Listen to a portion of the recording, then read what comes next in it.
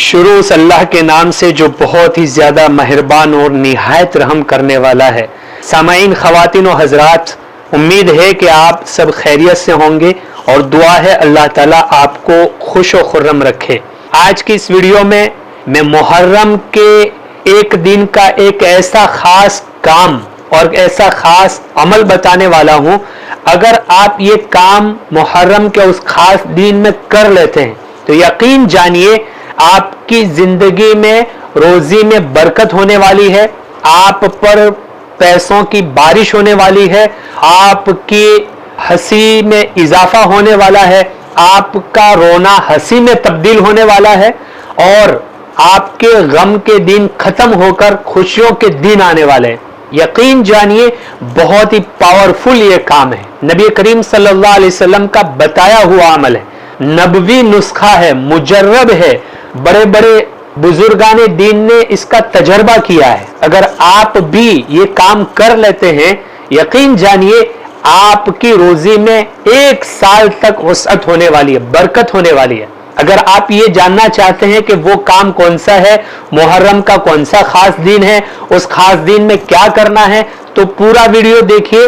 और इससे पहले आप हमारी चैनल को सब्सक्राइब कर लीजिए, वीडियो को लाइक और शेयर कर दीजिए। तो आगे मैं बताने वाला हूं कि मुहर्रम का वो कौन सा खास दिन है, उसमें आपको क्या करना है जिसकी वजह से रुपयों की बारिश होने वाली है, रोजी में बरकत होने वाली है, एक साल तक रिस्क में वसअत होने वाली है। कोई मुश्किल काम नहीं है, हर एक अपनी हैसियत के मुताबिक कर सकता है, आसान है, बिल्कुल आसान है। उस एक दिन में एक वक्त आपको ये काम करना है। तो वो काम मैं बता रहा हूं, इससे पहले आपको मुहर्रम का वो खास दिन बता दूं जिसमें आपको ये काम करना है। मुहर्रम का वो खास दिन जो है वो 10वीं मुहर्रम का है, जिसको हम आशुरा के नाम से जानते हैं और याद करते हैं। ये बड़ा मुबारक दिन है, उसमें रोजा रखने की भी फजीलत है, एक साल के गुनाह माफ हो जाते हैं। अगर आप रख सकते हैं तो रोजा रखिए, मुस्तहब है, नफल का सवाब मिलेगा। लेकिन इस खास दिन में आपको क्या करना है? अगर रोजे से है घर में सब, तो इफ्तार के वक्त आप अपने घर में अच्छा खाना बनाइए, अपने अहलो अयाल पर, अपने घर वालों पर, अपनी फैमिली पर खर्च में वसअत कर दीजिए, दिल खोल कर उन पर खर्च कीजिए, अच्छे से अच्छा खाना बना करके उनको खिलाइए, इनको खुश कर दीजिए।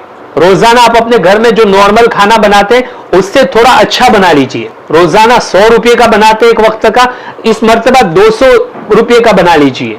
रोजाना 200 रुपये का एक वक्त का खाना आपके घर में बनता है, आशुरा के दिन आप अपने घर में खाना 200 के बजाय 300-400 रुपये का बना लीजिए, वसअत कर दीजिए और दिल खोल कर वसअत कर दीजिए और यकीन के साथ कर दीजिए कि मेरे इस खर्च करने की वजह से एक साल रोजी में बरकत होनी ही होनी है।